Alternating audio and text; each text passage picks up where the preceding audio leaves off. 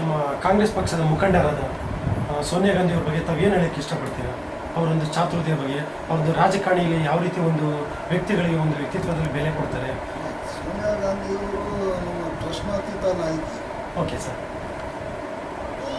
ಕೇವಲ ರಾಜಕೀಯ ದೃಷ್ಟಿಯಿಂದನಲ್ಲ, yes sir, ವೈಯಕ್ತಿಕವಾಗಿಯೂ ಕೂಡ ಅವರಿಗೆ ನಾವು ಗೌರವಿಸುವಂತಹ ಸ್ವಭಾವ, ಒಂದು ಚಾರಿತ್ರ್ಯವನ್ನು ಹೊಂದಿರುವಂಥ ಮಹಿಳೆ ಅಂತೀರಾ ಸರ್? ಓಕೆ. ಅವರ ಒಂದು ರಾಜಕೀಯದ ಚಟುವಟಿಕೆಗಳು ಯಾವ ರೀತಿ ಇದೆ ಸರ್? ರಾಜಕೀಯವಾಗಿ ಅವರು ಭಾಳ ನಿಪುಣರು. ಓಕೆ. ರಾಜಕೀಯವಾಗಿ ಪಕ್ವವಾದ ರಾಜಕಾರಣ ಮಾಡುವಂತಹ ಎಲ್ಲ ಕ್ವಾಲಿಟೀಸ್ ಅಂತೀವಿ ನಾವು, ಹೌದು ಸರ್, ಅದು ಅವರಲ್ಲಿ ತುಂಬಿದ್ದಾರೆ. ತುಂಬ ಓಕೆ ಸರ್. ಅದಕ್ಕಿಂತ ಹೆಚ್ಚಾಗಿ ಮಾನವೀಯತೆ ಅನ್ನೋದು ಅವರ ಹತ್ರ ಭಾಳ ಇದೆ. ತುಂಬ ಮಾನವೀಯತೆ ಅನ್ನೋದು ತುಂಬ ಇದೆ. ಮಾನವೀಯತೆ ಅನ್ನೋದು ಭಾಳ ಇದೆ. ತಾವು ಒಂದು ವಿಶ್ವಾಸದಿಂದ ಪ್ರೀತಿಯಿಂದ ಮೇಡಮ್ ಅವ್ರನ್ನ ಏನಂತ ಕರೀತೀರಾ ಸರ್?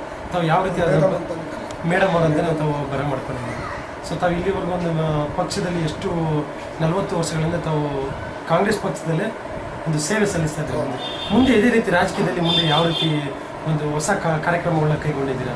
ಪಕ್ಷದಲ್ಲಿ ಇದ್ದು ಇನ್ನೂ ಮಾಡಬೇಕು ಅನ್ನೋ ಒಂದು ಪಕ್ಷ ಸಂಘಟನೆ ಮಾಡೋದು ನನಗೆ ಭಾರಿ ಆಸಕ್ತಿ. ಯಾಕಂದರೆ ಕಾಂಗ್ರೆಸ್ ಪಕ್ಷನೇ ನಮ್ಮ ದೇಶಕ್ಕೆ ಸೂಕ್ತವಾದ ಪಕ್ಷ. ಹೌದು.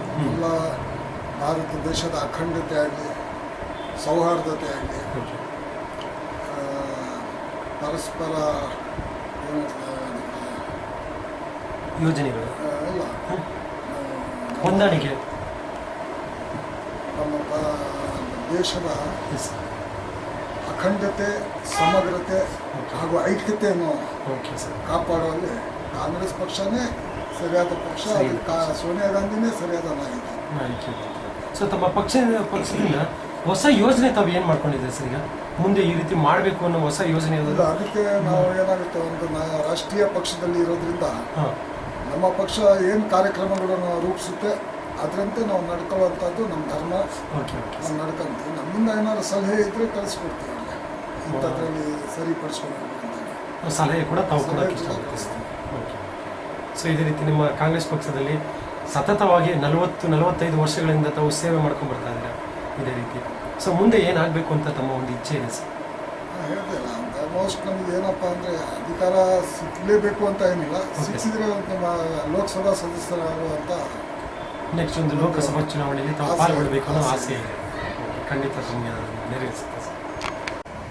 ಈ ಸಂದರ್ಶನದಲ್ಲಿ ನಮ್ಮ ಜೊತೆ ಶಿವಮೊಗ್ಗ ಜಿಲ್ಲೆ ತಾಲೂಕು KPCC ಮೆಂಬರ್ ಆದ ಮಾನ್ಯ ಶ್ರೀ ಇಸ್ಮಾಯಿಲ್ ಖಾನ್ ಅವರು ನಮ್ಮ ಉಪಸ್ಥಿತಿಯಲ್ಲಿದ್ದಾರೆ. ಇವರಿಗೆ ನಮ್ಮ politiciansinIndia.com ಆನ್ಲೈನ್ ಮೀಡಿಯಾ ಪರವಾಗಿ ಆರ್ಥಿಕ ಸ್ವಾಗತ ಸರ್. ಸರ್, ನಮ್ಮ ಈ ರಾಜಕೀಯ ಕ್ಷೇತ್ರಕ್ಕೆ ತಾವು ಯಾವಾಗ ಹೀಗೆ ಪ್ರವೇಶ ಮಾಡಿದ್ರಿ?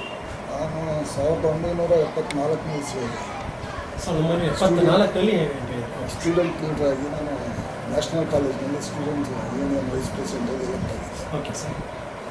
ಅಲ್ಲಿಂದ ಹೋರಾಟಗಳು, ವಿದ್ಯಾರ್ಥಿ ಜೀವನದ ಹೋರಾಟಗಳನ್ನು ಗುರಿಯಾಗಿ ಇಟ್ಕೊಂಡು ರಾಜಕಾರಣದಲ್ಲಿ ಸಾಧನೆ ಮಾಡಬೇಕು, ಜನಗಳಿಗೆ ಸಹಾಯ ಮಾಡಬೇಕು, ಭ್ರಷ್ಟರ ವಿರುದ್ಧ ಹೋರಾಟ ಮಾಡಬೇಕು, ಈ ಧ್ಯೇಯಗಳನ್ನು ಇಟ್ಕೊಂಡು ನಾನು ರಾಜಕಾರಣ ಪ್ರಾರಂಭ ಮಾಡಿದೆ.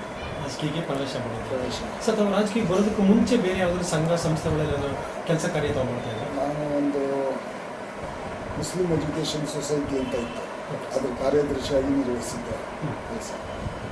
ಆಮೇಲೆ ನಾನೇ ಒಂದು ಸ್ವತಃ ಸ್ಟೂಡೆಂಟ್ಸಿಗೆ ಒಳಪಟ್ಟು ಯೂತ್ ಫಾರ್ ರೆವಲ್ಯೂಷನ್ ಅಂತ ಹೇಳಿ ಒಂದು ಸಂಸ್ಥೆಯನ್ನು ಪ್ರಾರಂಭ ಮಾಡಿ ವಿದ್ಯಾರ್ಥಿಗಳಿಗೆ ನ್ಯಾಯವನ್ನು ದೊರಕಿಸೋದ್ರಲ್ಲಿ ಪ್ರಯತ್ನಗಳನ್ನು ಪ್ರಾರಂಭ ಮಾಡಿದ್ದೆ. ಅಲ್ಲಿಂದ ರಾಜಕಾರಣಕ್ಕೆ ಬರಬೇಕು ಅಂತೇಳಿ ಮೊದಲನೇದಾಗಿ ನಗರಸಭೆ ಚುನಾವಣೆ ನಿಂತ್ಕೊಂಡೆ 1978ರಲ್ಲಿ ತಾವು ಮೊದಲನೇ ಸರಿ ಚುನಾವಣೆ ಬಂದ. Okay sir. ಅಲ್ಲಿಂದ ನಾನು ಸತತವಾಗಿ 3 ಬಾರಿ ನಗರಸಭಾ ಸದಸ್ಯನಾಗಿ ಕೆಲಸ ಮಾಡಿದೆ. 3 ಬಾರಿ ಕಂಟಿನ್ಯೂ. Okay sir. ಅಲ್ಲಿಂದ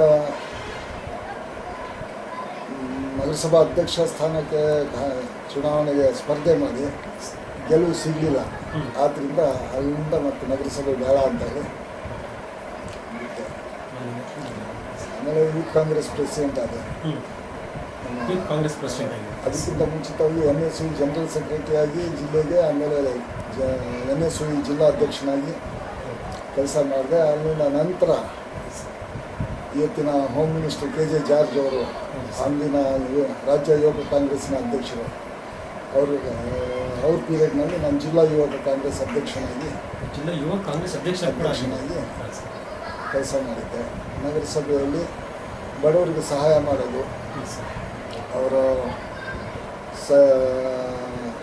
ಅನಧಿಕೃತ ಮನೆಗಳನ್ನು ಕಟ್ಕೊಂಡಿದ್ರೆ ಅವರಿಗೆ ಹಕ್ಕುಪತ್ರ ಕೊಡುವಂಥದ್ದು, ಬಡವರು ಇದ್ದರೆ SC STಗಳಿಗೆ ಮನೆಗಳಿಗೆ ನಲ್ಲಿಗಳನ್ನು ಹಾಕಿಸ್ಕೊಳ್ಳೋದು, ಮನೆಗಳಿಗೆ ಆವಾಗ ಬೆಂಕಿ ಅನಾಹುತಗಳು ಭಾಳ ಆಗ್ತಿದ್ವು, ಅದಕ್ಕೆ ಉಳಿಸಲು ಮನೆಗಳಿಗೆಲ್ಲ ನಗರಸಭೆಯಿಂದ ಹಂಚನ್ನು ಕೊಡಿಸಿ ಸಹಾಯ ಮಾಡಿದೆ. ಸುಮಾರು ನನ್ನ ಕಾಲದಲ್ಲಿ ನಾನು ಒಂದು 2,000 ಹಕ್ಕುಪತ್ರಗಳನ್ನು ಕೊಟ್ಟು 2,000 ಹಕ್ಕುಪತ್ರಗಳನ್ನು ಕೊಟ್ಟು ಅವರಿಗೆ ಮನೆ ಮಾಲೀಕರಾಗಿ ಮಾಡಿದ್ದೇನೆ. ಇದೇ ರೀತಿ ರಾಜಕೀಯ ಜೀವನ ಮಾಡ್ಕೊಂತ ಬಂದು ಹೋರಾಟದಲ್ಲಿ ನನಗೆ ತೊಡಗಿಸ್ಕೊಂಡು ನಾನು ಜಿಲ್ಲಾ ಕಾಂಗ್ರೆಸ್ಸಿನ ಪ್ರಧಾನ ಕಾರ್ಯದರ್ಶಿ ಆದೆ. ನಂತರ ಜಿಲ್ಲಾ ಕಾಂಗ್ರೆಸ್ ಅಧ್ಯಕ್ಷ ಆದೆ. ಅದಕ್ಕಿಂತ ಮುಂಚಿತವಾಗಿ ನಾನು state youth Congress vice president ಆಗಿ ಕೆಲಸ ಮಾಡಿದೆ. ಸ್ಟೇಟ್ ಯೂತ್ ಕಾಂಗ್ರೆಸ್ ಸೆಕ್ರೆಟರಿ ಆಗಿ ಕೆಲಸ ಮಾಡಿದೆ. ಹೀಗೆ ರಾಜಕಾರಣದಲ್ಲಿ ಮುಂದೆ ಬೆಳೀತಾ ಜನಗಳ ಅಭಿಪ್ರಾಯ ನನ್ನ ಮೇಲೆ ಮೂಡಿತು, ಹೋರಾಟಗಾರ ಅಂತೇಳಿ. ಅದನ್ನೇ ಮುಂದುವರ್ಸ್ಕೊಂಡು ಬಂದು ಪ್ರಯತ್ನ ಪಡ್ತಾ ಕೊನೆಗೆ ಒಂದಿನ 2008ನೇ ಇಸ್ವಿಯಲ್ಲಿ ಅಸೆಂಬ್ಲಿ ಟಿಕೆಟ್ ಸಿಕ್ತು. ಶಿವಮೊಗ್ಗ ಅರ್ಬನ್ ಕಾನ್ಸ್ಟಿಟ್ಯೂನ್ಸಿ ನಾನು ಸೋತೆ. ಈಶ್ವರಪ್ಪನವರಿಗೆ ನಾನು ಸೋತೆ. ಆಮೇಲೆ ಮತ್ತೆ ಪ್ರಯತ್ನ ಪಟ್ಟೆ, ಕಾರಣಾಂತರಗಳಿಂದ ಆಗಿಲ್ಲ. ಅದಕ್ಕಿಂತ ಮುಂಚಿತವಾಗಿ ದಿವಂಗತ ಬಂಗಾರಪ್ಪನವ್ರಿಗೂ ನನಗೂ ರಾಜಕೀಯ ಘರ್ಷಣೆಗಳು ನಡೆದವು. ಆವಾಗ ಜಿಲ್ಲಾ ಕಾಂಗ್ರೆಸ್ ಅಧ್ಯಕ್ಷಗಿರಿಯನ್ನು ನಾನು ಕಳ್ಕೋಬೇಕಾಯ್ತು. ಯಾಕಂದರೆ ಅವರು ಇದಕ್ಕೆ ನಾನು ಒಪ್ಪಲಿಲ್ಲ, ನನ್ನ ತತ್ವಕ್ಕೆ ಅವರು ಒಪ್ಪಲಿಲ್ಲ. ಹಾಗಾಗಿ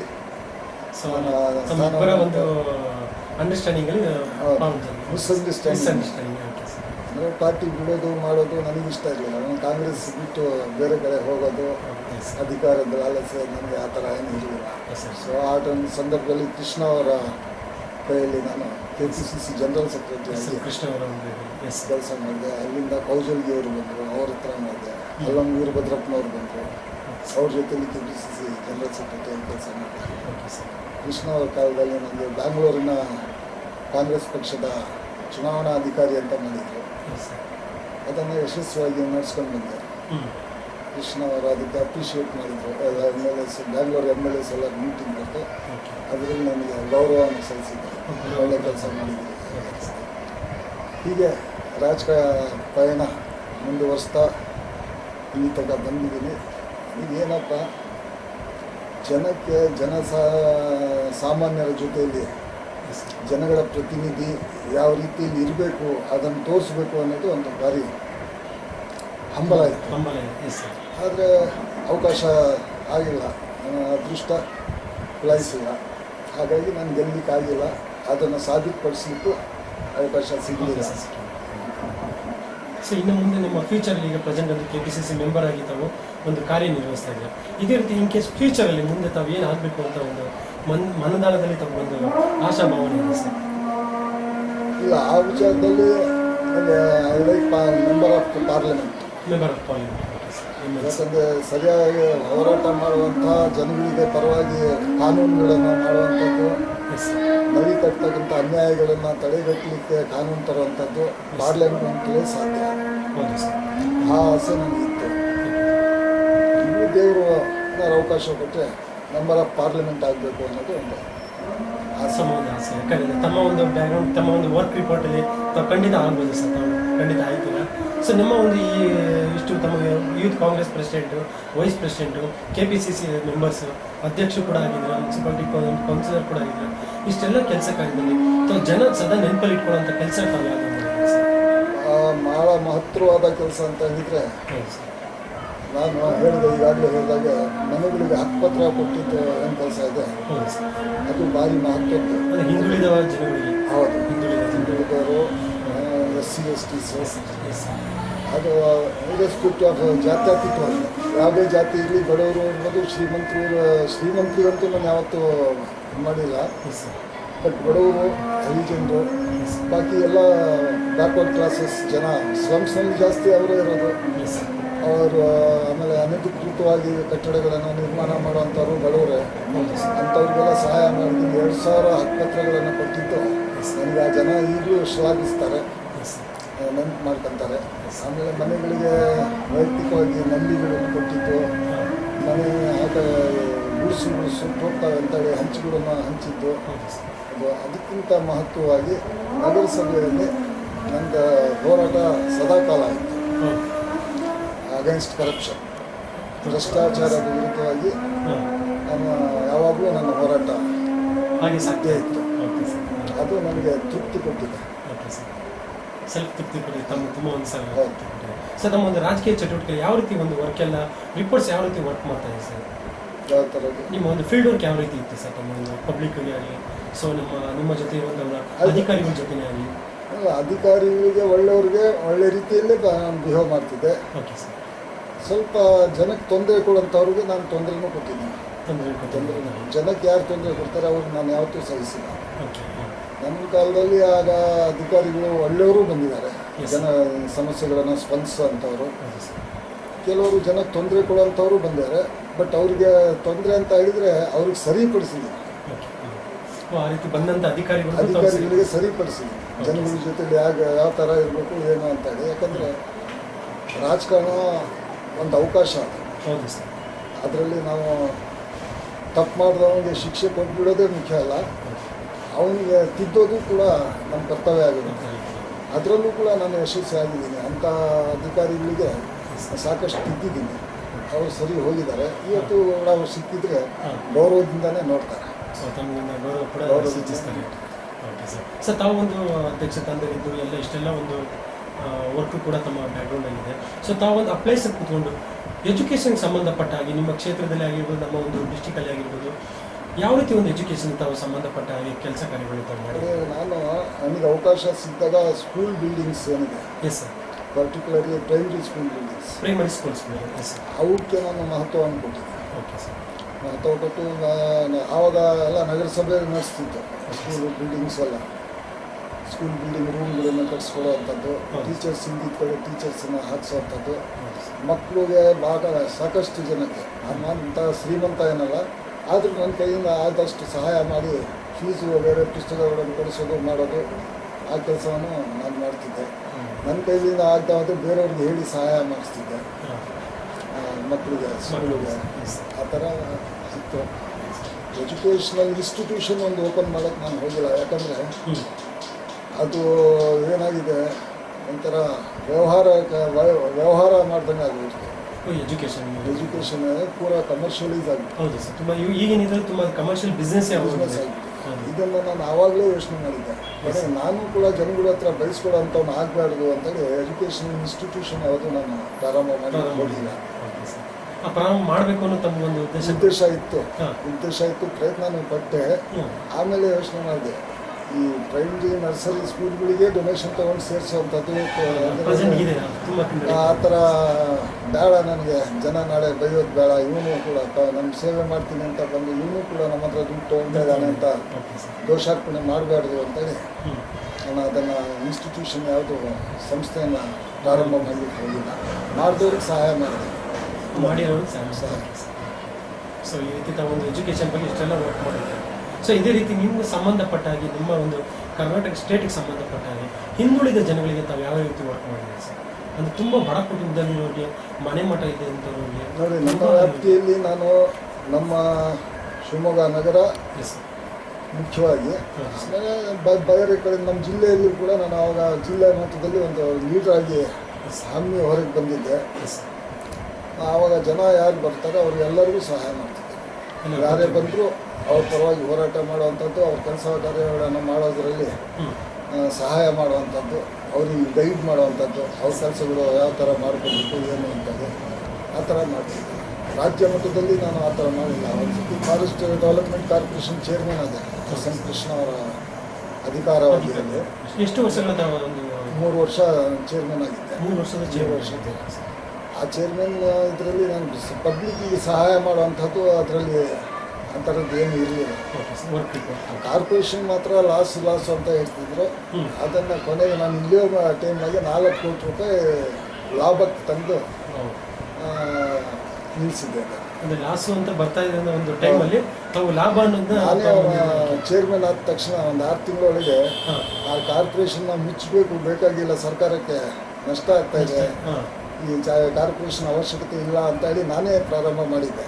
ಓಕೆ ಸರ್. ಹಾಂ ಆಮೇಲೆ ಚೀಫ್ ಮಿನಿಸ್ಟ್ರು, ಅಂದಿನ ಫಾರೆಸ್ಟ್ ಮಿನಿಸ್ಟರ್ ಆದ ದಿವಂಗತ KH ರಂಗನಾಥ್ ಅವರು, ಎಸ್ ಇಲ್ಲ ಕೆಲವು ಕಾರ್ಪೊರೇಷನ್ಸ್ ಇರಬೇಕಂತೆ, ಯಾಕೆಂದರೆ ಅಧಿಕಾರಿಗಳಿಗೆ ಕೆಲಸ ಇರೋಲ್ಲ, ಅವ್ರಿಗೆ ಕೆಲಸ ಜಾಗ ಕೊಟ್ಟು ಕೂರಿಸ್ಬೇಕು ಹೌದು ಸರ್. ಹಾಗೆ ಅಂತೇಳಿ. ಯಾಕೋ ನನಗೆ ಅದು ಸರಿ ಹೋಗಿಲ್ಲ. ಕೊನೆಗೆ ನಾನೇ ಒಂದು ತೀರ್ಮಾನ ಮಾಡಿದೆ, ಸರಿ ಈ ಕಾರ್ಪೊರೇಷನ್ನ ಡೆವಲಪ್ ಮಾಡೋಕ್ಕೆ ಏನೇನು ಮಾಡ್ಬೋದು ಅಂತೇಳಿ ಪ್ಲಾಂಟೇಷನ್ಸ್ ಮಾಡಿಸೋದು, ಅದರಲ್ಲಿ ಆಗ್ತಾ ಇರ್ತದಂಥ ಕಳ್ತನಗಳನ್ನು ಹೌದು ಸರ್. ಮುಂಚೆ ಅಂದರೆ ಹಿಡಿದು ಹಾಕೋದು, ಅದರಿಂದ ಕಾರ್ಪೊರೇಷನ್ಗೆ ಆಗುವಂಥ ಲಾಭಗಳು ಏನೇನಿದೆ ಅಂತ ರಬ್ಬರ್ ಪ್ಲ್ಯಾಂಟ್ ಬಂದಿತ್ತು ಸುಳ್ಯದಲ್ಲಿ. ಹ್ಞೂ ಅಲ್ಲೂ ಕೂಡ ಅಂಥ ಒಳ್ಳೆ ರೇಟ್ ಇದ್ರೂ ಕೂಡ ಅಲ್ಲೂ ಕೂಡ ಲಾಸ್ ಆಗ್ತಾಯಿತ್ತು. ಕೊನೆಗೆ ಅಲ್ಲಿ 1 ರಿಂದ 10 ಬಾರಿ ಭೇಟಿ ನೀಡಿ ಅದೆಲ್ಲ ಲೋಪದೋಷಗಳೆಲ್ಲ ಇದು ಮಾಡಿ ನೋಡಿ ಕೊನೆಗೆ ಆ ಕಾರ್ಪೊರೇಷನ್ನೇ ಉದ್ಧಾರ ಮಾಡೋಣ ಅಂತ ತೀರ್ಮಾನ ಮಾಡಿಕೊಂಡು, ಅದಕ್ಕೆ ನಾನು ಇಲ್ಲಿ 3 ವರ್ಷದ ಅವಧಿಯಲ್ಲಿ ಸುಮಾರು ನಾನು ಇಲ್ಲಿ ಬೇಕಾದ್ರೆ ಆ ವರ್ಷ 4 ಕೋಟಿ ರೂಪಾಯಿ ಲಾಭದಾಯಕವಾಗಿ ಮಾಡಿದೆ. ಒಂದು ನಿಟ್ಟಿನಲ್ಲಿ ಕೆಲಸ ಕಾರ್ಯ ಮಾಡಿ ತಾವು ಒಂದು ಮಟ್ಟಿಗೆ ತಗೊಂಬಂದಿದ್ದೀವಿ. ಆ ಎಂಪ್ಲಾಯೀಸು, ಆ ಕಾರ್ಪೊರೇಷನ್ನಲ್ಲಿ ಇರ್ತಕ್ಕಂಥ ಸಿಬ್ಬಂದಿಯವರು ಎಸ್ ಸರ್. ಈಗಲೂ ನನ್ನನ್ನು ನೆನೆಸ್ತಾರೆ, ನೆನೆಸ್ಕೊಂಡಿರ್ತಾರೆ. ನೆನೆಸ್ಕೊಂಡು. ಸರ್, ತಾವು ಆ ಒಂದು ಕಾರ್ಯದ ಒಂದು ಅಧ್ಯಕ್ಷರಾಗಿ ವರ್ಕ್ ಮಾಡೋದ್ರಿಂದ ನಮ್ಮ ಜನತೆಗೆ ಯಾವ ರೀತಿ ಒಂದು ರೈತರ ಪರವಾಗಿ ತಾವು ಹೋರಾಟಗಳು ಮಾಡಿದ್ದೀರಾ? ರೈತರ ಪರವಾಗಿ ಯಾವ ರೀತಿ ಒಂದು ಅವ್ರಿಗೊಂದು ಸಂಬಂಧಪಟ್ಟ ಹಾಗೆ ಬೆಲೆಲೇ ಇರ್ಬೋದು, ಅವ್ರಿಗೆ ಸಹಾಯಧನನೇ ಇರ್ಬೋದು, ಯಾವ ರೀತಿ ರೈತರಿಗೋಸ್ಕರ ತಾವು ಹೋರಾಟ ಮಾಡಿದ್ದೀರಾ? ರೈತರಿಗೆ ಮುಖ್ಯವಾಗಿ ಏನಾಗ್ತಿದೆ, ಈ ಅತಿವೃಷ್ಟಿ ಆದಾಗ, ಅನಾವೃಷ್ಟಿ ಆದಾಗ, ಹೌದು ಸರ್, ಈ ಎರಡು ಸಂದರ್ಭಗಳಲ್ಲಿ ರೈತರಿಗೆ ಸರ್ಕಾರದ ಬೆಂಬಲ ಅತಿ ಅಗತ್ಯವಾಗಿರುತ್ತೆ. Yes sir. ಬೇರೆ ಟೈಮ್ ಅನ್ನೋಕ್ಕಿಂತ support price that is different thing. Yes sir. ಆದರೆ ಅತಿವೃಷ್ಟಿ ಆದಾಗ ಮುಳುಗಡೆ ಬೆಳೆ ಹಾನಿಯಾಗಿರ್ತದೆ. ಅಂಥ ಟೈಮಲ್ಲಿ ಅವ್ರಿಗೆ ಕಾಂಪನ್ಸೇಷನ್ ಕೊಡಿಸೋದು, ಮಾಡೋದು, ಆ ಕೆಲಸಗಳು ಮಾಡಿದ್ದೀನಿ. Okay sir. ಅನಾವೃಷ್ಟಿ ಆದಾಗ, ಆದರೆ ಬರಗಾಲ ಆದಾಗ ಹೌದು ಸರ್. ಅವ್ರು ಬಿತ್ತಿದ ಬೀಜಗಳೆಲ್ಲ ಸತ್ತೋಗ್ಬಿಡ್ತಾರೆ. ಸತ್ತೋಗುತ್ತೆ.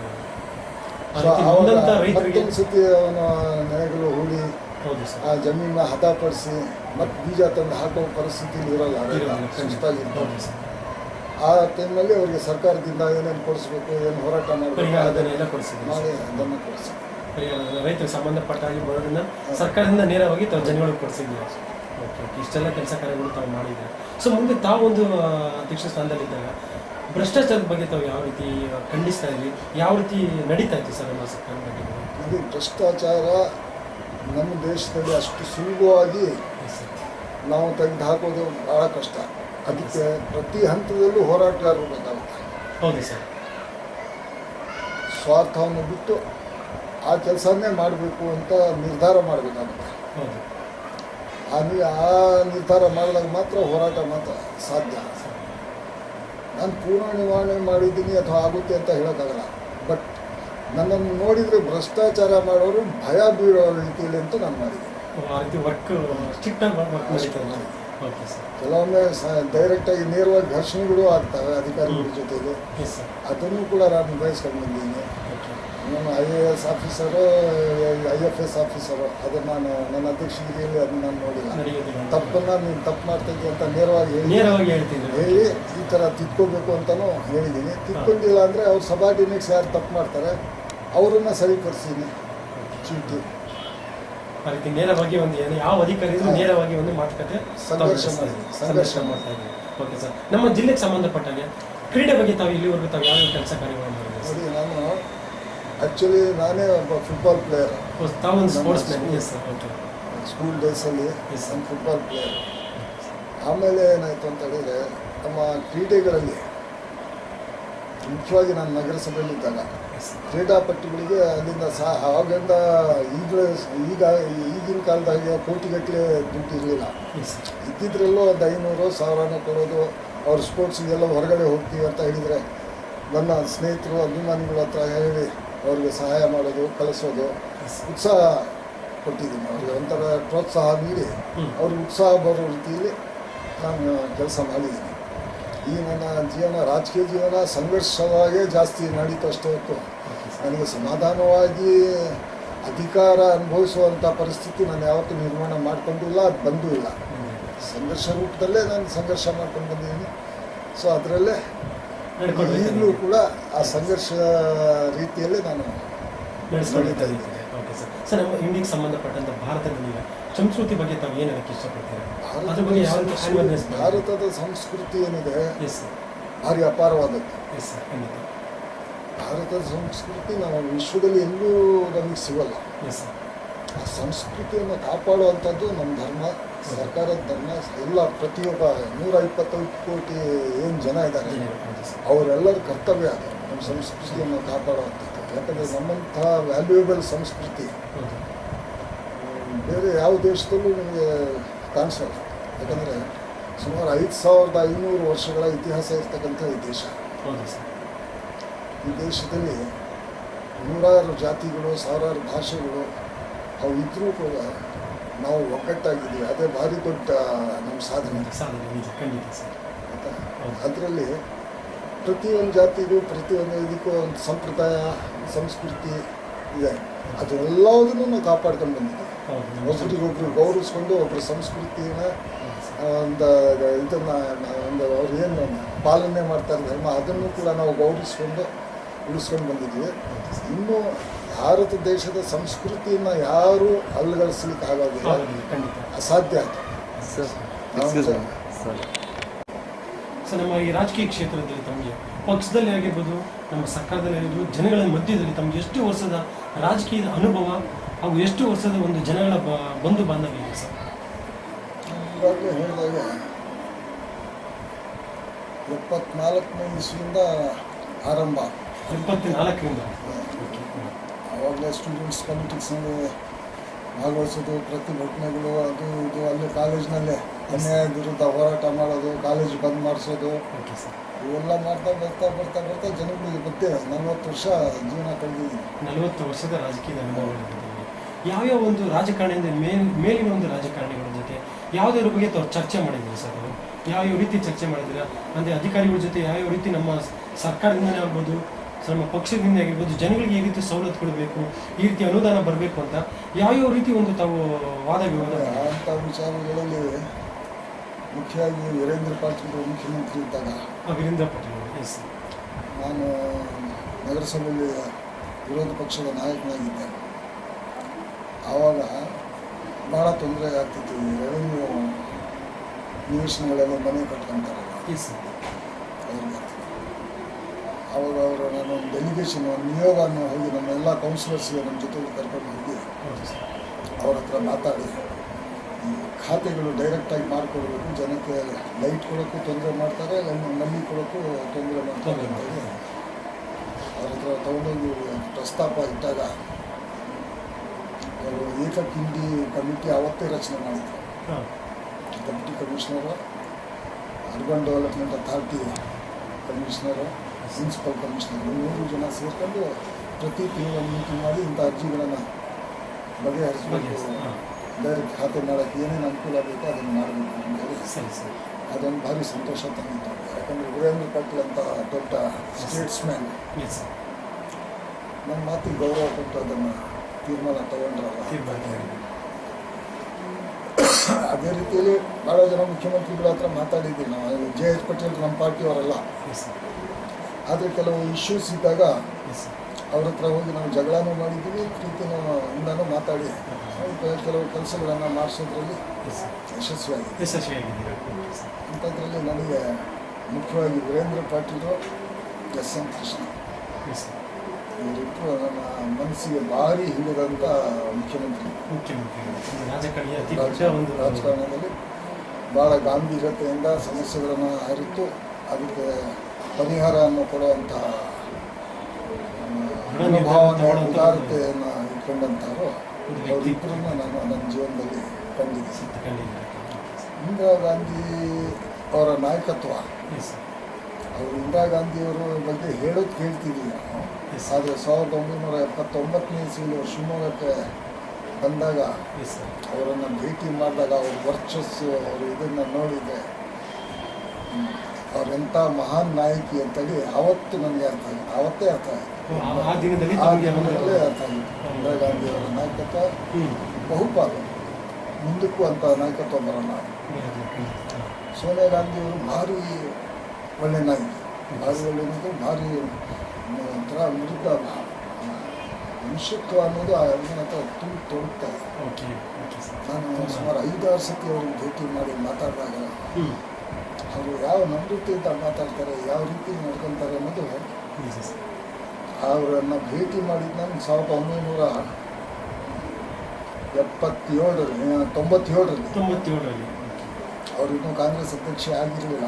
ಬ್ಯಾಂಗ್ಳೂರು ರಾಜಭವನಕ್ಕೆ ಬಂದಿದ್ದರು. ಅವತ್ತು ಭೇಟಿ ಮಾಡಿದ್ದೀನಿ.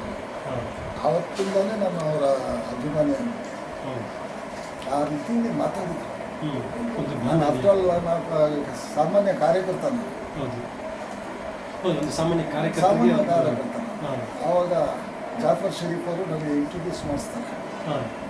ಒಂದು ಪರಿಚಯ ಇಸ್ಮಾಯಿಲ್ ಖಾನ್ ಶಿವಮೊಗ್ಗ ಓಕೆ ಹಾಗೆ ಅಂತ ಆವಾಗ ಅಂತೇಳಿ ಅವರು ಹತ್ರ ಬಂದು ಮಾತಾಡ್ತಾರೆ.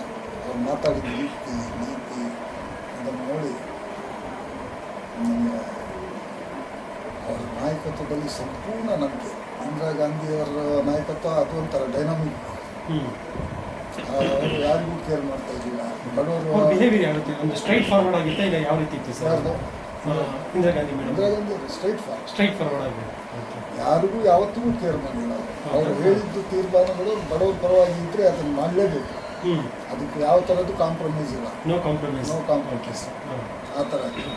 ಅದೇ ರೀತಿಯಲ್ಲಿ ಬಡವರು ಅಂತ ಹೇಳಿದರೆ ಅವ್ರ ಬಗ್ಗೆ ಭಾರಿ ಕರುಣೆ ಇತ್ತು. ಅವರು ಏನು ನಾವು ಇಂದಿರಾ ತಾಯಿ ಅಂತ ಹೇಳಿ ನಾವು ಇವತ್ತಿಗೂ ಭಾಳ ಜನ ಕರೀತಾರೆ. ನಿಜ, ಆ ತಾಯಿ ಪಾತ್ರರಾಗಿ ಇದ್ರು. ಇವತ್ತು ಸೋನಿಯಾ ಗಾಂಧಿಯವರು ಕೂಡ ಬಹಳ ಅವ್ರಿಗೊಂದು ಸತಿ ಯಾರು ಭೇಟಿ ಆಗಿಬಿಟ್ರೆ ಅವ್ರು ಸಾಯೋತಕ ಅವ್ರು ಮರೆಯೋಲ್ಲ. ಆ ರೀತಿ ಬಿಹೇವ್ ಮಾಡ್ತಾರೆ. ಮೈಂಡ್ ಪವರ್ ಕೂಡ ಅಷ್ಟು ಪವರ್ ಇದ್ರೂ ಸಹಿತ ಸಾಮಾನ್ಯ ಸಾಮಾನ್ಯ ಕಾರ್ಯಕರ್ತ. ನನಗೆ ಅದೇ ಆಶ್ಚರ್ಯ. ನಾನು ಒಬ್ಬನೇ ಹೋದಾಗಲೂ ಹಾಗೆ, ನನ್ನ ಸ್ನೇಹಿತರ ಜೊತೆಲಿ ಹೋದಾಗಲೂ ಆ ಥರ ಅದೇ ಥರ ರೆಸ್ಪಾನ್ಸು, ಅದೇ ಥರ ಬಿಹೇವಿಯರು. ನಾವು ಎಷ್ಟು ಗೌರವ ಸಲ್ಲಿಸ್ತೀವಿ ಅವ್ರಿಗೆ, ಅದಕ್ಕಿಂತ ಹೆಚ್ಚಾಗಿ ಅವ್ರು ನಮಗೆ ಗೌರವ ಕೊಡ್ತಾರೆ. That is great. ಅದು ಇವತ್ತು ಅವರು ಮೊದಲನೇ ಭೇಟಿ ನಾನು ನೆನಪು ಮಾಡ್ಕೊಂಡ್ಬಿಟ್ರೆ ರೋಮ ಎಲ್ಲ ನೆನ್ಕೊಳ್ತಾರೆ. ಒಬ್ಬ ನಾನು ಸಾಮಾನ್ಯ ಕಾರ್ಯಕರ್ತ. ಅವರು ರಾಜೀವ್ ಗಾಂಧಿ ಅವರು ವೈಫು ಅಲ್ಲಿಂದ ಇದು ಯಾವ ಥರ ಮಾತಾಡಿದ್ರಲ್ಲ ಅವರು ಅನ್ನೋದು ಆವತ್ತಿಂದ ನಾನು ಅವರ ಮನಸ್ಸಲ್ಲಿ ಹಾಗೆ ವಿಶ್ವಾಸ. ಅವ್ರು ನನಗೆ ಅಧಿಕಾರ ಕೊಳ್ಳಿ ಬೀಳಿ ದಟ್ ಈಸ್ ನಾಟ್. ಇವತ್ತಿಗೂ ನೋಡಿದರೆ ನನ್ನನ್ನು ಗುರ್ತು ಹಿಡಿತಾರೆ. ಅನಿಸುತ್ತೆ ದಾವಣಗೆರೆ ಕಾರ್ಯಕ್ರಮ ಆಯಿತು.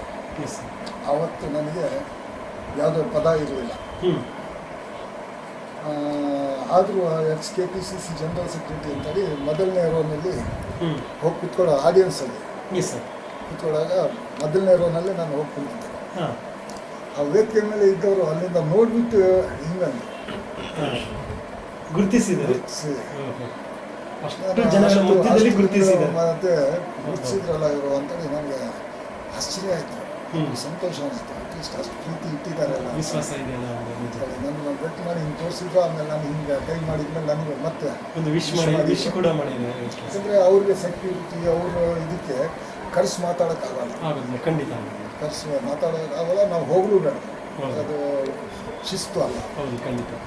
ಹಾಗಾಗಿ ಮತ್ತು ನಾನು ಹೋಗಿಲ್ಲ. ಬಟ್ ಅಲ್ಲಿಂದನೇ ಅವರೇ ಐಡೆಂಟಿಫೈ ಮಾಡಿ ನನ್ನನ್ನು ಇದು ಮಾಡಿ ವಿಶ್ ಮಾಡಿದ್ರು. ನಾನು ಇದು ಮಾಡಿದೆ. ಮತ್ತೊಂದು ಸತಿ ಅವರೇ ಮಾಡಿ ಇದು ಮಾಡಿದರು. ಅಲ್ಲಿಗೆ ಐಡೆಂಟಿಫೈಡ್ ಅಂತ.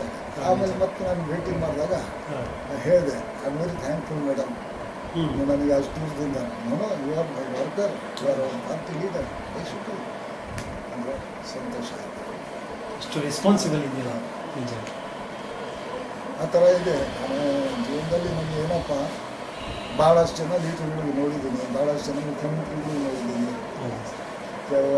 ಹೆಸರು ಹೇಳೋದ್ಗಳ ಒಬ್ಬರು ಮುಖ್ಯಮಂತ್ರಿಯವ್ರ ಜೊತೆಲಿ ಸಂಘರ್ಷವನ್ನೇ ಮಾಡಿ ನೇರವಾಗಿ ಪೈಪೋಟಿನೇ ನಡೆಸಿದ್ದೀನಿ. ಓ, ಅವರು ಒಂದು ಮುಖಾಮುಖಿಯಾಗಿ.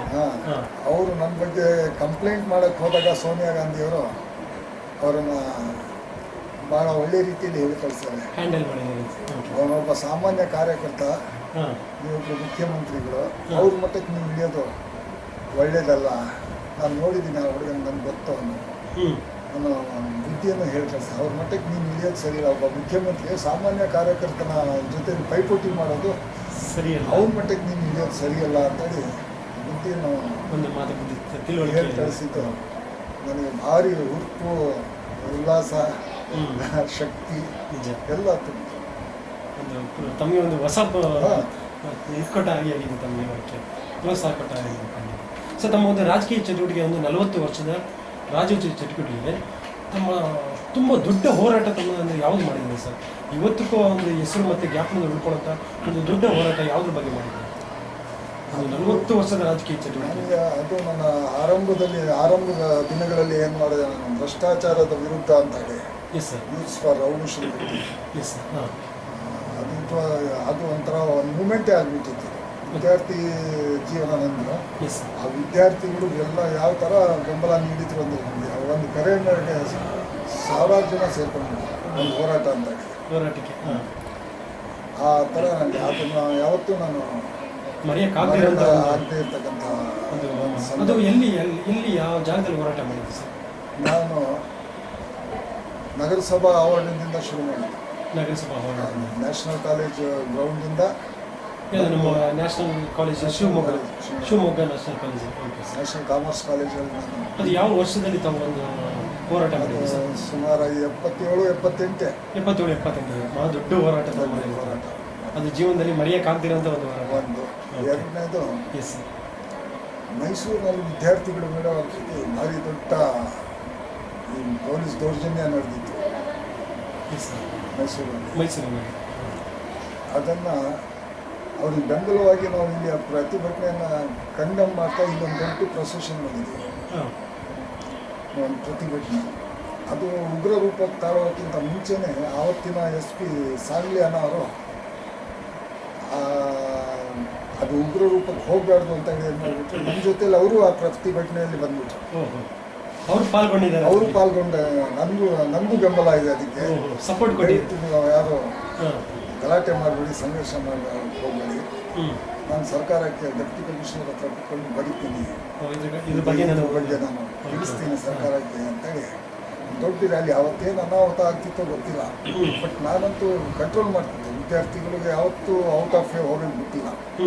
ಬಟ್ ಆದರೂ ಸಹಿತ ಅವ್ರಿಗೆ ಅನುಮಾನ ಬಂತು, ಇಷ್ಟು ಜನ ಇದ್ದಾರೆ, ಏನಾಗ್ತಿತ್ತು ಏನೋ ಅಂತ. ಅವರು ನಮ್ಮ ಜೊತೆಯಲ್ಲಿ ನಡ್ಕೊಂಡು ಜೊತೆಯಲ್ಲಿ ಬಂದ್ಬಿಟ್ರು, ನಾನು ನಿಮ್ಮ ಜೊತೆಲಿ ಇದ್ದೀನಿ. ಆವಾಗ ವಿದ್ಯಾರ್ಥಿಗಳು ಮುಂದೆ ಆವತ್ತು ಸಾಂಗ್ಲಿ ಅನ್ನೋ ಪಾಪ್ಯುಲರ್ SP ಆ ಟೈಮ್ನಲ್ಲಿ ಎಲ್ಲ ವಿದ್ಯಾರ್ಥಿಗಳು ಒಂದ್ಸತಿ ಒಂಥರ ಕಕ್ಕಾಬುಕ್ಕಿ ಆಗಿಬಿಟ್ಟು, ಈಗೇನು ಮಾಡೋದು ನಾವು, ಏನು ಬಿಡೋದು ಅಂತ. ಆವಾಗ ನಾವು ಅದನ್ನು ಕೂಡ ನಾನು ಮೇಂಟೈನ್ ಮಾಡಿದ್ದೆ, ಒಂದು ನೆನಪು ಇಟ್ಕೊಂಡಿದ್ದೀನಿ. ಅವತ್ತಿನ ದಿನ ಏನಾಗ್ತಿತ್ತು ಅನ್ನೋ ಸಿಚುವೇಶನ್ ದೇವರೇ ಕಾಪಾಡ್ದ. ಸಾಂಗ್ಲಿ ಅನ್ನೋಗೆ ಯಾವ ಬುದ್ಧಿ ಕೊಟ್ಟು ಅವರು ನಮ್ಮ ಜೊತೆಯಲ್ಲಿ ಪಾರ್ಟಿಸಿಪೇಟ್ ಮಾಡಿ ನಂದು ಬೆಂಬಲ ಇದೆ ಅದಕ್ಕೆ ಅಂತ ಹೇಳಿ, ಪೊಲೀಸ್ನವ್ರಿಗೆ ಯಾವುದೇ ಥರದ್ದು ಏನೋ ಇದು ಮಾಡಬಾರ್ದು ಅಂತ ಹೇಳಿ, ಕೆಲಸೋದು ಬೇಡ ವಿದ್ಯಾರ್ಥಿಗಳಿಗೆ ಅಂತ ಹೇಳಿ. ಅದನ್ನು ಭಾರಿ ಕೊಟ್ಟಿರಾಗಿ ಇತ್ತು. ಒಂದು ಸುಮಾರು ಆಗಿನ ಕಾಲದಲ್ಲಿ ಒಂದು 2,500-3 ಸಾವಿರ ವಿದ್ಯಾರ್ಥಿಗಳು ಆಗಿನ 77-78 ಅಷ್ಟು ಜನ ವಿದ್ಯಾರ್ಥಿಗಳು. ನೆನಪು ಸ್ಮರಿಸುವಂಥ, ನೆನಪಿನಲ್ಲಿ ಇಟ್ಕೊಳ್ಳುವಂಥ ಒಂದು ಸವಿಯಾದ ಒಂದು ದೊಡ್ಡ ಹೋರಾಟಗಳು ಅಂತ. ಓಕೆ ಸರ್, ನಮ್ಮ ಒಂದು ಪಕ್ಷಕ್ಕೆ ಆಗಲಿ ನಮ್ಮ ಸರ್ಕಾರಕ್ಕೆ ಆಗಲಿ ತಮ್ಮ ಒಂದು ಅನುಭವದ ಮಾತುಗಳನ್ನು ತಿಳಿಸೋಕ್ಕೆ ಇಷ್ಟಪಡ್ತೀರಾ?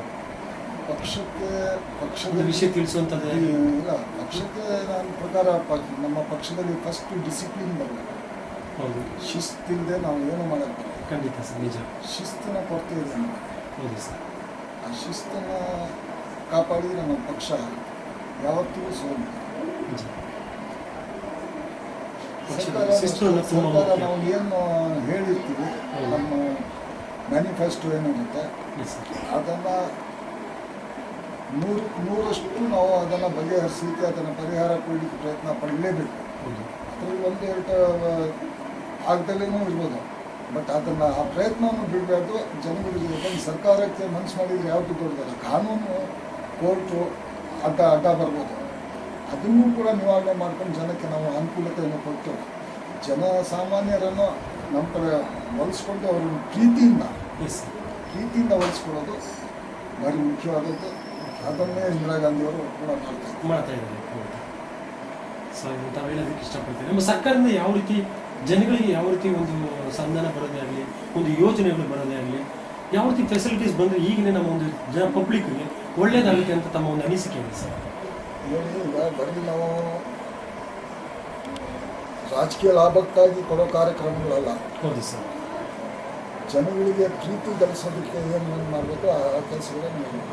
ಆ ನಿಟ್ಟಿನಲ್ಲಿ ಮೊದಲನೇದಾಗಿ ಜನಕ್ಕೆ ಸರ್ಕಾರಿ ಕಚೇರಿಗಳಲ್ಲಿ ತೊಂದರೆ ಆಗಬಾರ್ದು, ಭ್ರಷ್ಟಾಚಾರ ನಿರ್ಮೂಲನೆ ಆಗಬೇಕು. ನಿರ್ಮೂಲನೆ ಆಗ್ತಾ ಹೋದ್ರೆ ಭ್ರಷ್ಟಾಚಾರದಿಂದ ಹೆಸರಲ್ಲಿ ಹೆದರಬೇಕು ಅಧಿಕಾರಿಗಳು, ಆ ಪರಿಸ್ಥಿತಿ ನಿರ್ಮಾಣ ಆಗಬೇಕು. ಎರಡನೇದು ಪೊಲೀಸು ಪಬ್ಲಿಕ್ ಸೌಹಾರ್ದತೆ ಏನಿದೆ, ಪರಂಪರಾ ವಿಶ್ವಾಸ, ರಿಲೇಷನ್ಶಿಪ್, ಅದು ಭಾರಿ ಮುಖ್ಯವಾಗಿದೆ. ಸರ್ಕಾರ law and order plus administration ಈ ಎರಡೂ ಸರಿಪಡಿಸ್ಬಿಟ್ರೆ, ₹100 ಅಕ್ಕಿ ಕೊಡಿ, ಫ್ರೀ ಅಕ್ಕಿ ಕೊಡಿ, ಅದು ಇದಕ್ಕೆ ಬರೋಲ್ಲ, ಇದು ಮಾತ್ರ ಜನಗಳ ಮನಸ್ಸಲ್ಲಿ ಇರುತ್ತೆ. ಅದನ್ನು ಜನಕ್ಕೆ ಅಟ್ರಾಕ್ಟ್ ಮಾಡುತ್ತೆ, ಅದನ್ನು ಮಾಡಬೇಕು ಸರ್ಕಾರದಿಂದ. ಅದನ್ನು ಮಾಡೋದು ತುಂಬ ಒಳ್ಳೆಯದಾಗುತ್ತೆ. ಸೊ ತಮ್ಮ ಮುಂದಿನ ಒಂದು ನಿರ್ಧಾರ ಯಾವ ರೀತಿ ಇದೆ? ರಾಜಕೀಯದಲ್ಲೇ ಆಗಿರ್ಬೋದು, ಜನಗಳಿಗೆ ತಿಳಿಸುವಂಥ ವಿಷಯದಲ್ಲೇ ಆಗಿರ್ಬೋದು, ತಮ್ಮ ಒಂದು ಮುಂದಿನ ಜೀವನದ ಚಟುವಟಿಕೆಗಳು ಯಾವ ರೀತಿ ಮಾಡಬೇಕು ಅನ್ನೋ ಒಂದು ಯೋಜನೆ ಮಾಡ್ಕೊಂಡಿದ್ದೀರಾ? ಯಾವ ರೀತಿ ಮುಂದೆ ಇನ್ನು ರಾಜಕೀಯದಲ್ಲಿ ಬೆಳಿಬೇಕು ಅನ್ನೋ ಒಂದು ಯೋಜನೆ ಇಟ್ಕೊಂಡಿದ್ದೀರಾ? ಇಲ್ಲ, ರಾಜಕೀಯದಲ್ಲಿ ಬೆಳೆಯುವಂಥದ್ದು ಈಗ ಏನಾಗುತ್ತೆ, ನಾವೇ ಸದಾಕಾಲ ಇರೋಕ್ಕಾಗಲ್ಲ. ಹೌದು ಸರ್. ಹೊಸ ಪೀಳಿಗೆ ಬರಬೇಕು, ಬಟ್ ಕೊರತೆ ಇದೆ, ದೂರದೃಷ್ಟಿ ಇಲ್ಲ.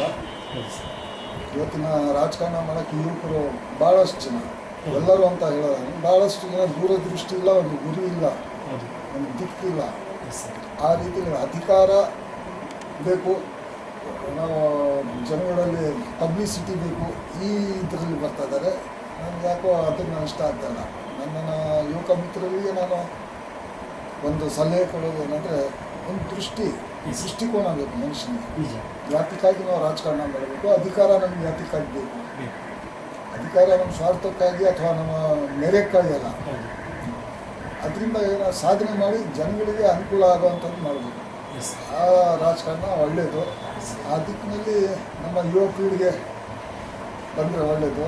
ನಾವು ಇನ್ನೂ 20 ವರ್ಷ ರಾಜಕಾರಣ ನಾವೇ ಮಾಡಬೇಕು, ನಮಗೆ ಅಧಿಕಾರ ಬೇಕು ಅನ್ನೋ ಇದರಲ್ಲಿ ನಮಗೆ ನಂಬಿಕೆ ಇಲ್ಲ. ಬೇರೆಯವ್ರಿಗೆ ಅವಕಾಶ ಕೊಡಬೇಕು, ಬರೋ ತನಕ ಅಟ್ಲೀಸ್ಟ್ ಅವ್ರಿಗೆ ಟ್ರೈನ್ ಮಾಡಿ, ಅವ್ರಿಗೆ ತರಬೇತಿ ನೀಡಿ, ಹೇಳಿ, ಜೊತೆಯಲ್ಲಿ ಇಟ್ಕೊಂಡು ಅವರನ್ನು ಕಲಿಸ್ಬೇಕು. ಪಬ್ಲಿಕ್ ಜೊತೆಲಿ ಯಾವ ಥರ ಬಿಹೇವ್ ಮಾಡಬೇಕು, ಜನಗಳ ಸಮಸ್ಯೆ ಅರ್ಥ ಮಾಡ್ಕೊಳ್ಳೋದು ಫಸ್ಟ್ ಬೇಕು. ಬಗೆಹರಿಸೋದು ಆಮೇಲೆ. ಫಸ್ಟ್ ಜನಗಳ ಸಮಸ್ಯೆಯನ್ನು ಅರ್ಥ ಮಾಡ್ಕೋಬೇಕು, ಮನುಷ್ಯತ್ವವನ್ನು ನಮ್ಮಲ್ಲಿ ಅಳವಡಿಸ್ಬೇಕು ಫಸ್ಟ್. ಆ ಮನುಷ್ಯತ್ವ ಇದ್ರೆ ಮಾತ್ರ ಆ ರಾಜಕಾರಣಿ ಸಕ್ಸಸ್ ಆಗ್ತಾನೆ. ನೈತಿಕತೆ ಇಟ್ಕೊಂಡು, ಮನುಷ್ಯತ್ವ ಇಟ್ಕೊಂಡು ಮಾಡೋದು ಒಂದೇ ಅಲ್ಲ. ದುಡ್ಡು ಇವತ್ತಿನ ರಾಜಕಾರಣದಲ್ಲಿ ಏನಾಗಿರುತ್ತೆ, ಬರೀ ದುಡ್ಡೇ ದೊಡ್ಡಪ್ಪ. ಇವತ್ತು ರಾಜಕೀಯ ಬರೋರೆಲ್ಲ ಬರೀ ದುಡ್ಡು ಮಾಡೋಕ್ಕೆ ಬರ್ತಿದೆ ಅಂತ ಜನಗಳ ಅಭಿಪ್ರಾಯ. ಅಧಿಕಾರಕ್ಕೆ ರಾಜಕಾರಣಿಗಳ ಬಗ್ಗೆ ಜನಗಳಲ್ಲಿ ಅಭಿಪ್ರಾಯ ಒಳ್ಳೆಯದಲ್ಲ. ಯಾಕಂದರೆ ನಾವು ಎಲ್ಲರ ಒಂದು ಕಡೆ ಹೋದರೆ ನಾವು ಖಾದಿ ಬಟ್ಟೆ ಹಾಕ್ತೀವಿ. ಯಾಕಂದರೆ ಮಹಾತ್ಮ ಗಾಂಧಿಯವರು ಕಲಿಸಿದ್ದಾರೆ. ಆದರೆ ಆ ಖಾದಿಗೆ ಇವತ್ತು ಬೆಲೆ ಇಲ್ಲದಾಗೆ ಆಗಿದೆ. ಖಾದಿ ಹಾಕೊಂಡು ಹೋಗೋಕ್ಕೆ ಒಂದೊಂದು ಸತಿ ನಾಚ್ಕೊಂಡು ಆ ಪರಿಸ್ಥಿತಿ ನಿರ್ಮಾಣ. ಅದನ್ನು ಹೋಗಲಾಡಿಸೋದಕ್ಕೆ ಏನು ಮಾಡಬೇಕು, ಅದನ್ನು ರಾಜಕಾರಣಿಗಳು, ಇವತ್ತಿನ ರಾಜಕಾರಣಿಗಳು ಅದನ್ನು ಮಾಡಬೇಕು. ನಿಟ್ಟಿನಲ್ಲಿ ಅದಕ್ಕೆ ತಕ್ಕಂತೆ ನಾವು ನಡ್ಕೋಬೇಕು. ಆ ರೀತಿ ಒಂದು ರಾಜಕೀಯ ಚಟುವಟಿಕೆ ಮುಂದುವರ್ಸ್ಕೊಂಡು ಓಕೆ. ತಾವು ಇದ್ದಾಗ ಯಾವ ರೀತಿ ಒಂದು ರಾಜಕೀಯ ಚಟುವಟಿಕೆ ಇತ್ತು, ಮುಂದೆ ಯಾವ ರೀತಿ ಯಾವುದು ಚೇಂಜಸ್ ಬರಬೇಕು ಅನ್ನೋ ತಮ್ಮ ಒಂದು ಅಭಿಪ್ರಾಯ ಇದೆಯಾ? ಅಂದರೆ ರಾಜಕೀಯ ಅಂದರೆ ಯಾವ ರೀತಿ ಅನ್ನೋ ತಮ್ಗೆ ಗೊತ್ತಿದೆ, ಮುಂದೆ ಯಾವುದೋ ಒಂದು ಚೇಂಜಸ್ ಬರಬೇಕು ಅನ್ನೋ ಒಂದು ನಮ್ಮ ನಿರ್ಧಾರ ಏನಾದ್ರು ಇದೆಯಾ? ನಾವು ಹಿಂದೆ ಮಾತಾಡ್ತಾ ಇರಬೇಕಾದ್ರೆ ನಮ್ಮ ಸಂಸ್ಕೃತಿ ಬಗ್ಗೆ ಮಾತಾಡ್ತೀವಿ. ಹೌದು ಸರ್. ನಾವು ನಮ್ಮ ಸಂಸ್ಕೃತಿ ವಿಶ್ವದಲ್ಲಿ ಎಲ್ಲರೂ ನಿಮಗೆ ಸೇರೋಕ್ಕೆ ಸಾಧ್ಯನೇ ಇಲ್ಲ ಅನ್ನೋ ಮಾತನ್ನು ಹೇಳ್ತೀವಿ. ಯಾಕಂದರೆ ನಮ್ಮಲ್ಲಿ ದೊಡ್ಡವ್ರಿಗೆ ನಾವು ಗೌರವ ಕೊಡ್ತೀವಿ, ಹೌದು ಸರ್. ತಂದೆ ತಾಯಿಗೆ ಪೂಜಿಸ್ತೀವಿ, ಹಿರಿಯರಿಗೆ ತುಂಬ ನಾವು ಗೌರವ ಕೊಡ್ತೀವಿ. ಹಿರಿಯರಿಗೆ ನಾವು ಗೌರವ ಕೊಡ್ತೀವಿ. Yes, sir. ಒಬ್ಬರ ಕಷ್ಟನ ಅರ್ಥ ಮಾಡ್ಕೊಳ್ಳುವಂಥ ಪರಿಸ್ಥಿತಿ ಪದ್ಧತಿ ನಮ್ಮಲ್ಲಿದೆ. ಹೌದು ಸರ್. ನೆರೆ ಹೊರೆ ಮನೆಗಳು ಇರ್ತಾರೆ, ಅಂಥವ್ರ ಕಷ್ಟ ನಾವು ನಮ್ಮ ತಾಯಿಗೆ ಎಷ್ಟು ಬೆಲೆ ಕೊಡ್ತೀವಿ ಅಷ್ಟೇ ನಮ್ಮ ಭೂಮಿಗೂ ಬೆಲೆ ಕೊಡ್ತೀವಿ. ನಮ್ಮ ಭೂಮಿ ತಾಯಿ ಅಂದರೆ ನಮ್ಮ ತಾಯಿಗಿಂತ ಹೆಚ್ಚಾಗಿ ನಾವು ಬೆಲೆ ಕೊಡ್ತೀವಿ ಅದಕ್ಕೆ. ಬೆಲೆ ಹೌದು ಸರ್. ಈ ಪರಿಸ್ಥಿತಿಯಲ್ಲಿ ನಮ್ಮ ಸಂಸ್ಕೃತಿಯನ್ನು ಅಳವಡಿಸ್ಕೊಂಡು ರಾಜಕಾರಣದಲ್ಲಿ ನಾವು ಕಷ್ಟ ಸುಖವನ್ನು ನೀತಿ ನ್ಯಾಯವನ್ನು ಪಾಲನೆ ಮಾಡ್ಕೊಂತ ಏನೋ ರಾಜಕಾರಣ ಮಾಡಿದರೆ ಜನ ನಮಗೆ ಬೆಲೆ ಕೊಡ್ತಾರೆ. ಖಂಡಿತ ಸರ್, ಖಂಡಿತ ನಿಜ. ಅದನ್ನು ಹೊರತುಪಡಿಸಿ ಬರೀ ಅಧಿಕಾರ ಬೇಕು, ದುಡ್ಡು ಬೇಕು, ಅಧಿಕಾರ ಬಂದರೆ ನಾನು ಮೆರಿಬೇಕು ಅಂತ ಇದ್ದರೆ ಅದು ಕೆಲವೊಮ್ಮೆ ದೇವರು ಕೊಟ್ಬಿಡ್ತಾನೆ ಕೆಲವರಿಗೆ. ಅದು ಬರೀ ಲಾಂಗ್ ಟೈಮ್ ಅಲ್ಲ, ನಿಜ ಖಂಡಿತ. ಶಾರ್ಟ್ ಟೈಮ್ ತಾತ್ಕಾಲಿಕವಾಗಿ. ಹೌದು ಸರ್. ಆದ್ದರಿಂದ ತಾತ್ಕಾಲಿಕ ರಾಜಕಾರಣ ಮಾಡೋಕ್ಕಿಂತ ಲಾಂಗ್ ಟೈಮ್ ಶಾಶ್ವತವಾದ ಒಂದು ಶಾಶ್ವತವಾದ ಮಾಡೋದನ್ನು ನಾವು ನನ್ನ ಗುರಿಯಾಗಿ ಇಟ್ಕೊಂಡಿದ್ದೀನಿ. Okay sir. ನಾನು ಜನಗಳ ಮನಸ್ಸಲ್ಲಿ ಬೆಳಿಬೇಕು ಅಂತ. Okay sir. ಜನ ಹಣ ಅಲ್ಲ, ಜನ ಜನಗಳ ಮನಸ್ಸಲ್ಲಿ ಇದ್ದರೆ ಅಟ್ಲೀಸ್ಟ್ ನಾಳೆ ನಾವು ಸತ್ತಾಗ ಅಟ್ಲೀಸ್ಟ್ ಜನ ಸೇರಿ ನಮಗೆ ಒಂದು ಶ್ರದ್ಧಾಂಜಲಿ ಅರ್ಪಿಸ್ತಾರಲ್ಲ. ಖಂಡಿತ sir. That's the main importance. Sir, ತಮ್ಮ ಒಂದು ಫೀಲ್ಡ್ ವರ್ಕ್ ಎಕ್ಸ್ಪೀರಿಯನ್ಸಲ್ಲಿ, ನಿಮ್ಮ ಒಂದು ಅನುಭವದಲ್ಲಿ, ನಿಮ್ಮ ಒಂದು ಮಾತಿನ ಹಿತನುಡಿಯಲ್ಲಿ, ನಮ್ಮ ಒಂದು ಮೀಡಿಯಾ ಮುಂದೆ ತಾವಿಷ್ಟೆಲ್ಲ ಹೇಳ್ತಾ ಇದ್ದೀರಾ. ಇದೇ ರೀತಿ ನಮ್ಮ ಈಗಿನ ಪ್ರೆಸೆಂಟ್ ಯೂತ್ಸ್ ಏನಿದ್ದಾರೆ, ಒಂದು ಯುವಕರಿರ್ಬೋದು, ಯುವತಿಯರಿರ್ಬೋದು, ತಮ್ಮಿಂದ ತಿಳಿಸುವಂಥ ಒಂದು ಮಾತಿನ ಒಂದು ಬುದ್ಧಿ ಮಾತಿನ ಚಟುವಟಿಕೆ ತಾವು ಏನು ಹೇಳಕ್ಕೆ ಇಷ್ಟಪಡ್ತೀವಿ? ನೋಡಿ, ಯುವಕರೇ ನಮ್ಮ ದೇಶದಲ್ಲಿ ಇರ್ತಕ್ಕಂಥ ಸುಮಾರು 65-70% ಯೂತ್ಸ್. ಹೌದು ಸರ್. ನಮ್ಮ ಯಂಗ್ ಜನರೇಷನ್. Yes sir. ನಮ್ಮ ಯಂಗ್ ಜನರೇಷನ್ಗೆ ನಾನೇನು ಹೇಳೋದಪ್ಪ ಅಂತ ಇದ್ದರೆ, ನಮ್ಮ ದೇಶದ ಇತಿಹಾಸ ಎಸ್ ಸರ್. ಫಸ್ಟ್ ಅರ್ಥ. Yes sir. ಕಾಲೇಜಲ್ಲಿ ಬೇರೆ ಬೇರೆ ಓದ್ತಾ ಇದ್ದಾರೆ, ಡಾಕ್ಟರ್ಸ್ ಆಗ್ತಾರೆ, ಇಂಜಿನಿಯರ್ಸ್ ಆಗ್ತಾರೆ, ಏನೇನೋ ಅಡ್ಮಿನಿಸ್ಟ್ರೇಟರ್ಸ್ ಆಗ್ತಾರೆ, ಮ್ಯಾನೇಜ್ಮೆಂಟ್ ಇದರಲ್ಲಿ ಬರ್ತಾರೆ. ಬಟ್ ಅಷ್ಟೆಲ್ಲ ಇದ್ರೂ ಸಹಿತ ನಮ್ಮ ದೇಶದ ಚರಿತ್ರೆ ಅವ್ರಿಗೆ ಗೊತ್ತಿಲ್ಲ. ಹೌದು. ನಮ್ಮ ದೇಶ ಬ್ರಿಟಿಷರ ಗುಲಾಮಗಿರಿಯಿಂದ ಯಾವ ರೀತಿಯಲ್ಲಿ ಹೊರಗೆ ಹೊಮ್ಮಿದ್ದೀವಿ, ನಾವು ಯಾವ ಥರ ಸ್ವತಂತ್ರವನ್ನು ಪಡೆದಿದ್ದೀವಿ ಅನ್ನೋದು ಗೊತ್ತಿಲ್ಲ. ಸ್ವತಂತ್ರ ಹೋರಾಟಗಾರರು ಲಕ್ಷಾಂತರ ಜನ, ಕೋಟ್ಯಾಂತರ ಜನ. ಆದರೆ ಅದರಲ್ಲಿ ಬೆರಳಿಂದ ಏಳ್ಸೋಷ್ಟು ಜನದ್ದು ಹೆಸರು ಇವತ್ತಿನ ನಮ್ಮ ಯುವ ಪೀಳಿಗೆಗೆ ಗೊತ್ತಿಲ್ಲ. ಹೌದು ಸರ್, ನಿಜ. ಈ ಪರಿಸ್ಥಿತಿಯಲ್ಲಿ ನಾನು ಹೇಳೋದು, ನಮ್ಮ ದೇಶದ ಚರಿತ್ರೆಯನ್ನು ಅರ್ಥ ಮಾಡಿಕೊಂಡು ನೈತಿಕತೆಯನ್ನು ಅಳವಡಿಸ್ಕೊಂಡು ನೀವು ಯಾವಾಗ ತಂದೆ ತಾಯಿಗೆ ಗೌರವಿಸ್ತೀರೋ ಆವಾಗ ನಿಮಗೆ ಬರುತ್ತೆ ಬೇರೆಯವ್ರನ್ನ, ದೊಡ್ಡವ್ರಿಗೆ ಗೌರವ ಕೊಡಬೇಕು, ಮಾಡಬೇಕು ಅಂತ ಮಾಡ್ಕೊಂಡು ರಾಜಕಾರಣದಲ್ಲಿ ನೀವು ಬರಬೇಕು ಅಂದರೆ ಬಡತನ ನೋಡಬೇಕು. ನಿಜ. ನಾವು ಖುದ್ದಾಗಿ ಬಡವರಾಗಿದ್ದರೆ ನಮಗೆ ಬಡತನದ ಅನುಭವ ಆಗಿರುತ್ತೆ. ಅದನ್ನು ನೆನಪಿಟ್ಕೊಂಡು ನಾವು ಮುಂದೆ ಹೆಜ್ಜೆ ಇಡಬೇಕು. ಇಲ್ಲ ನಾವು ಶ್ರೀಮಂತರು, ನಮಗೆ ದೇವ್ರು ಬೇಕಾದಷ್ಟು ಕೊಟ್ಟಿಯಾನಂದರೆ ಯಾರು ಬಡವರು ಕಷ್ಟ ಸುಖ ಮಾತ್ರ ನೋಡಿ ಅನುಭವ ಪಟ್ಕೊಂಡು ಆಮೇಲೆ ರಾಜಕಾರಣಕ್ಕೆ ಬಂದು ಅಧಿಕಾರದ ಆಸೆ ಪಟ್ಟರೆ ನಿಜವಾಗ್ಲೂ ನೀವು ಮುಂದಕ್ಕೆ ಏನಾದ್ರು ಸಾಧಿಸ್ತೀರಿ ಅನ್ನೋದು ನನಗೆ ಖಚಿತವಾದ ನಂಬಿಕೆ. ಸೊ ಈ ರೀತಿ ಒಂದು ನುಡಿ ಮುಕ್ತನ ತಾವು ನಮ್ಮ ಯೂತ್ಸ್ಗೆ ಹೇಳೋದಕ್ಕೆ ಇಷ್ಟಪಡ್ತೀವಿ. ಇದೇ ರೀತಿ ನಮ್ಮ ಒಂದು ಮಹಿಳೆಯರಿಗೆ ತಾವು ಏನು ಹೇಳೋಕ್ಕೆ ಇಷ್ಟಪಡ್ತೀವಿ? ಮಹಿಳೆಯರಿಗೆ ಮುಖ್ಯವಾಗಿ ಹೇಳುವಂಥದ್ದು ಏನಿಲ್ಲ. ಯಾಕಂದರೆ ಭೂಮಿ ತಾಯಿ ಯಾವ ರೀತಿಯಲ್ಲಿ ದರ್ಪ, ದೌರ್ಜನ್ಯ, ಕಷ್ಟ ಅನುಭವಿಸುತ್ತಾರೆ, ಆ ಥರ ಒಂದು ಮಹಿಳೆ ತಾಯಿಯಾಗಿ, ಹೆಂಡತಿಯಾಗಿ, ಮಗಳಾಗಿ, ತಂಗಿಯಾಗಿ ಪ್ರತಿ ಹಂತದಲ್ಲೂ ಆ ಮಹಿಳೆ ಶೋಷಣೆಗೊಳಗಾಗಿದ್ದಾರೆ. ಒಂದಲ್ಲ ಒಂದು ರೀತಿಯಲ್ಲಿ 1000 ಮಾತು ನಿಜ, ಖಂಡಿತ ಸರ್. ಆ ಶೋಷಣೆ ಆ ಮಹಿಳೆಯರ ಜೊತೆಲಿ ಆಗಬಾರ್ದು. ಆ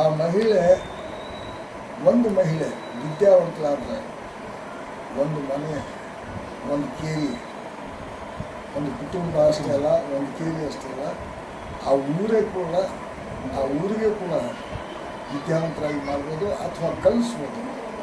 ಅಂಥ ಮಹಿಳೆಯನ್ನು ನಾವು ಗೌರವಿಸಬೇಕು. ಮಹಿಳೆಯರು ಕೂಡ ತಮ್ಮ ಹಕ್ಕಿಗೆ ಪ್ರತಿಪಾದಿಸಬೇಕು. ಯಾವತ್ತೂ ಹಿಂಜರಿಬಾರ್ದು. ಹಂಚಿಕೆ ಅಂದರೆ ಬೇರೆ ರೀತಿಯಲ್ಲಿ ಏನಿದೆ ಇವತ್ತು ಏನು ಶೋಷಣೆಗಳಾಗ್ತಾ ಇದ್ದಾವೆ ಅದ್ರ ವಿರುದ್ಧ ಅವರು ಹೋರಾಟವನ್ನು ಮಾಡುವಂಥದ್ದು ಎಸ್ ಕಲಿಬೇಕು. ಬೇರೆಯವರ ರಾಜಕಾರಣಿಗಳ ಕೈಗೊಂಡಾಗ ಯಾವತ್ತೂ ಒಂದು ಮಹಿಳೆ ಅಂತೂ ಆಗಲೇಬೇಕು. ನಾನೇ ಸ್ವತಃ ಲೀಡರ್ ಆಗಬೇಕು. ಆ ನಿಟ್ಟಿನಲ್ಲಿ ನಮ್ಮ ಯುವತಿಯರು ಬೆಳೀತಾರೆ ಅನ್ನೋದು ನನಗೆ ನಂಬಿಕೆ ಇದೆ. ಯಾಕಂದರೆ ಇತ್ತೀಚಿನ ಬೆಳವಣಿಗೆಗಳಲ್ಲಿ ಮಹಿಳೆಯರ ಪಾತ್ರ ಹೆಚ್ಚಾಗಿ ಬರ್ತಾ ಇದೆ, ಅರ್ಥ ಆಗ್ತಾ ಇದೆ ಏನು ಅಂತ. ಆಮೇಲೆ ಅವ್ರ ಮೇಲೆ ಮಾಡುವಂಥ ಪುರುಷ ದೌರ್ಜನ್ಯ ಏನಿದೆ ಅದನ್ನು ಕೂಡ ಕಡಿಮೆ ಆಗ್ತಾ ಇದೆ. ಯಾಕಂದರೆ ಅವರು ಹೆಜ್ಜೆಯಿಂದ ಪುರುಷರು ದೌರ್ಜನ್ಯ ಕಡಿಮೆ ಮಾಡಲಿಕ್ಕೆ, ಆದ್ದರಿಂದ ಮಹಿಳೆಯರು ದಿಟ್ಟವಾದ ಹೋರಾಟವನ್ನು ಮಾಡಲಿಕ್ಕೆ ಸಿದ್ಧರಿದ್ದಾರೆ. ತಾವೊಂದು ಒಳ್ಳೆ ನುಡಿ ಮಾತನ್ನ ತಾವು ಮಹಿಳೆಯರಿಗೆ ತಾವು ಹೇಳಿದ್ದೀರಾ ಸರ್, ಒಂದು ತಿಳುವಳಿಕೆ ಕೂಡ ಕೊಟ್ಟಿದ್ದಾರೆ ನಮ್ಮ ಮಹಿಳೆಯರಿಗೆ. ಈ ಸಂದರ್ಶನದಲ್ಲಿ ನಮ್ಮ ಜೊತೆ ಶಿವಮೊಗ್ಗ ಜಿಲ್ಲೆ KPCC ಮೆಂಬರ್ ಆದ ಮಾನ್ಯ ಶ್ರೀಮಂತ್ ಇಸ್ಮಾಯಿಲ್ ಖಾನ್ ಅವರು ನಮ್ಮ ಉಪಸ್ಥಿತಿಯಲ್ಲಿದ್ದು ಅವರ ರಾಜಕೀಯದ ಚಟುವಟಿಕೆಗಳನ್ನು ಹಾಗೂ ಅವರ ರಾಜಕೀಯದಲ್ಲಿ ಮಾಡಿರುವ ಅನುಭವದ ಕೆಲಸಗಳನ್ನು ಹಾಗೂ ಮುಂದೆ ಮಾಡಬೇಕೆಂದುಕೊಂಡಿರುವ ಅಭಿವೃದ್ಧಿ ಕೆಲಸಗಳನ್ನು ನಮ್ಮೊಂದಿಗೆ ಹಂಚಿಕೊಂಡಿದ್ದಾರೆ. ಇವರಿಗೆ ನಮ್ಮ politiciansinIndia.com ಆನ್ಲೈನ್ ಮೀಡಿಯಾ ಪರವಾಗಿ ಹಾರ್ದಿಕ ಅಭಿನಂದನೆಗಳು ಸರ್. Thank you.